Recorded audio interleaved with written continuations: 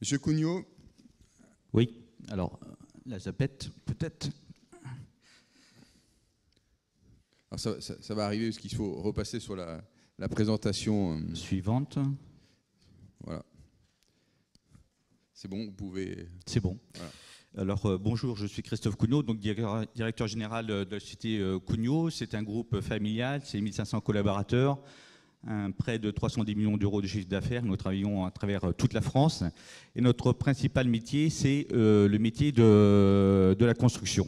Alors pour faire le lien tout à l'heure avec la partie aviation, Antoine de Saint-Exupéry disait: nous n'héritons pas de la terre de nos parents, nous l'empruntons à nos enfants. Et à travers la construction responsable que nous voulons développer à partir d'aujourd'hui, c'est vraiment ce mode constructif, puisqu'on sait qu'au niveau de la planète, il n'y aura pas de plan B. Donc ce que je vais vous montrer, c'est comment nous, Cugnot, nous avons construit un bâtiment de 5000 m², un bâtiment administratif en 8 mois, donc ça c'est aussi une performance en termes de délai. Mais en fait, la genèse de ce projet, c'est que fin 2016, lorsque nous avons pris la décision de construire ce bâtiment, on savait qu'on allait l'étudier, déposer le permis en 2017, le construire en 2018 et rentrer dedans tout début 2019. Donc effectivement, en février 2019, on est rentré dedans. Et lorsqu'on a pris la décision, on s'est dit, en 2019, on va rentrer dans ce bâtiment. On savait qu'il y avait une nouvelle réglementation énergétique, la RE 2020, qui allait rentrer en action en fin d'année prochaine, voire début 2021 maintenant. Ça risque de décaler un petit peu. Et pour nous, en tant que professionnels, il était inconcevable qu'on puisse construire un bâtiment qui soit obsolète au bout d'une année. Donc on a travaillé avec l'ADEME. L'ADEME a lancé des appels à projets pour effectivement avoir des références en termes de construction. Et on a été sélectionnés par l'ADEME pour anticiper les normes, faire un retour sur effectivement ce qui a bien marché ou ce qui a moins bien marché, et ce qui nous a permis d'évoluer et de produire un bâtiment effectivement E+, C-, que je vais vous montrer tout à l'heure. Et ça, en même temps, bon, on voulait évoluer par rapport à ça, et en même temps faire travailler nos collaborateurs, qu'ils avancent également, les former effectivement sur ces nouvelles réglementations. Donc ça, c'est et puis ça me permettait également, nous, effectivement, dans le savoir-faire et le savoir constructif, de faire évoluer effectivement l'ensemble de nos collaborateurs pour pouvoir le proposer dès aujourd'hui à nos clients.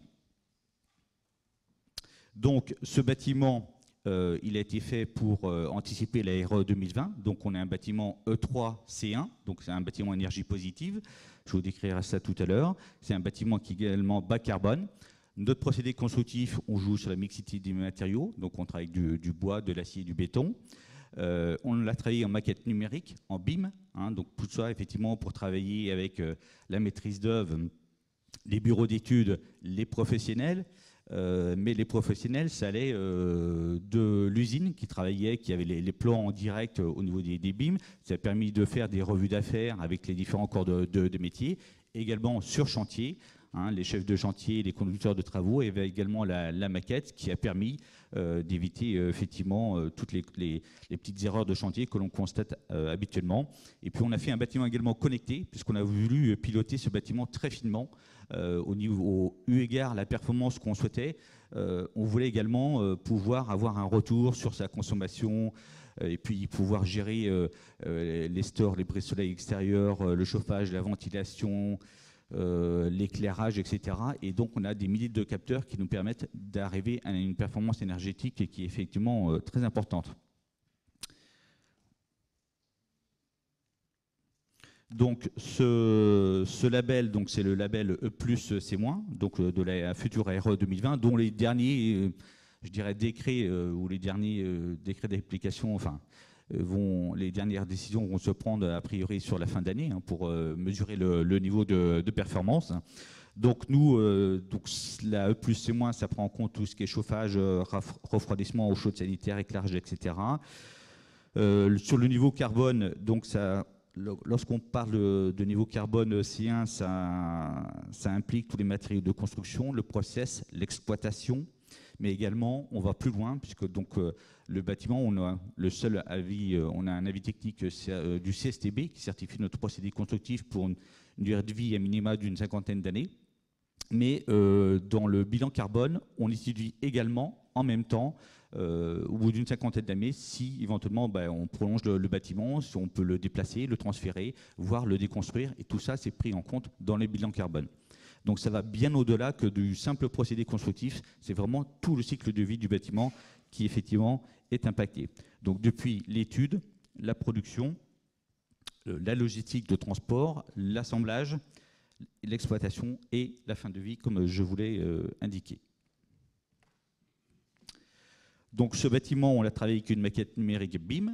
Donc là aussi, c'est quelque chose qui devrait être obligatoire d'ici quelques années. Il y avait un plan BIM 2020 qui risque d'être décalé à plan BIM 2022 pour que tout le monde se mette à jour, effectivement, de la même manière. Ça veut dire que depuis la conception initiale, tout a été fait en collaboration, donc nous, dans notre bureau d'études avant-projet, avec les architectes, et également, il y a un travail de fond qui a été fait avec l'ensemble des collaborateurs. Aujourd'hui, les derniers bureaux que nous avions construits, par exemple, en 2000, on avait des open space de 40-50 personnes, d'accord ? Sauf donc on avait des grands plateaux, sauf qu'on s'est aperçu que tout le monde mettait des petites cloisons vitrées, tout le monde mettait des armoires parce qu'on voulait se protéger du bruit, de la vue, etc., que ce n'était pas, effectivement, pas forcément vivable. Et donc là, on a retravaillé avec l'ensemble des collaborateurs. Aujourd'hui, les open space, ils font 10 à 12 personnes maximum. Donc il y a des petites unités de vie qui ont été faites.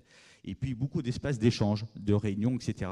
Donc tout ça, c'était conçu dès le départ avec les collaborateurs pour qu'eux-mêmes puissent effectivement agrémenter, choisir un petit peu leur futur lieu de vie et de travail. Au-delà de ça, par exemple, au niveau des collaborateurs, on leur a permis de choisir leur bureau, des choses comme ça. Donc on a été très très loin dans la démarche, effectivement, de ce niveau-là.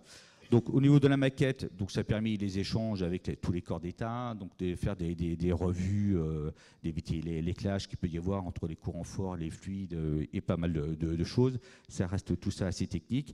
En tout cas, ça a permis d'aller beaucoup plus rapidement sur le chantier et d'avoir quasiment aucune reprise à faire grâce à ce procédé.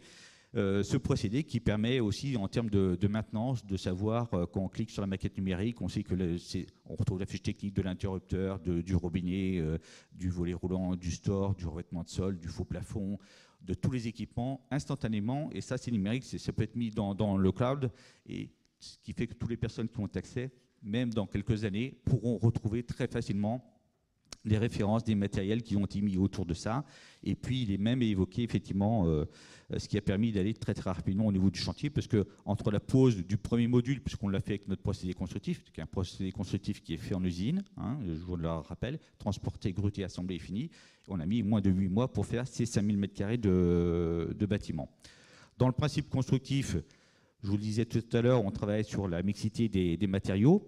Donc on travaille sur l'acier, parce que l'acier, en termes de performance, d'ossature, de structure, c'est ce qui est de plus performant, d'accord ? Sachant que nous, au niveau de l'acier, on travaille, 2/3 de nos aciers proviennent de filières de l'acier recyclé. Donc l'économie circulaire, on travaille aussi avec ça. On travaille avec du béton, on fait nos planchers, des planchers béton décarbonés, avec les ciments Hoffmann qui sont à une cinquantaine de kilomètres d'ici, qui sont des nouveaux ciments bas carbone, qui produisent 5 fois moins de carbone que le ciment traditionnel. Et puis nos façades, on les travaille avec des murs ossature bois. Auparavant, c'est des façades avec des panneaux métalliques. Maintenant, on les travaille avec des murs ossature bois parce qu'on a besoin de descendre sur le bas carbone, et du bois qui est issu de forêts gérées en PEFC de la même manière. Donc tout ça nous permet, plus toutes les autres choses, nous permettent de descendre dans un niveau carbone C1, et c'est ce que nous souhaitions. Le résultat, donc, lorsqu'on a participé à l'expérimentation plus C- avec l'ADEME, c'est-à-dire c'est pas Cugnot qui s'auto-proclame plus C-, c'est que c'était vérifié par l'ADEME. D'accord ? On n'est pas certificateur nous-mêmes. Donc, notre biblio, déjà, voilà. Notre biblio était, on était hyper performant.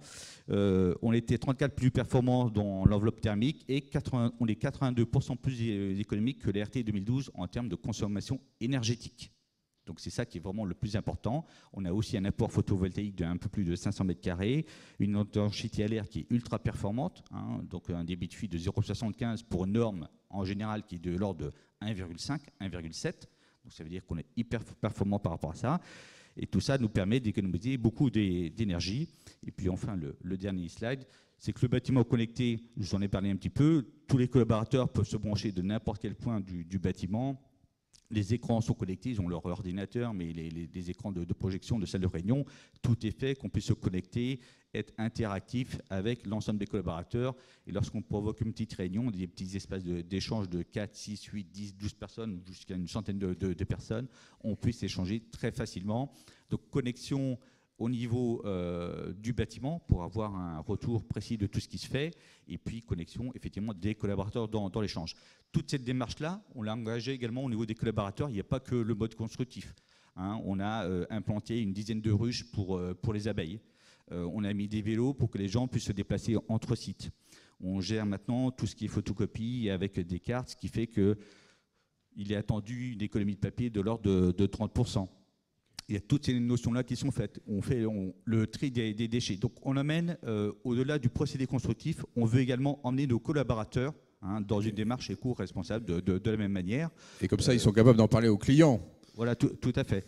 L'objectif est vraiment d'aller dans cette notion-là, parce que c'est pas j'arrive le matin et ça s'allume tout seul. Non, je fais pour consommer moins d'électricité, moins de papier, et puis les abeilles, le vélo, oui, ça participe à la démarche d'une manière générale. Et on a des bornes électriques pour que les gens puissent, sur leur voiture hybride ou électrique, se connecter gratuitement sur les bornes, de la même manière. Donc tout ça, c'est pour les emmener également dans cette démarche durable. Un grand merci pour cette explication.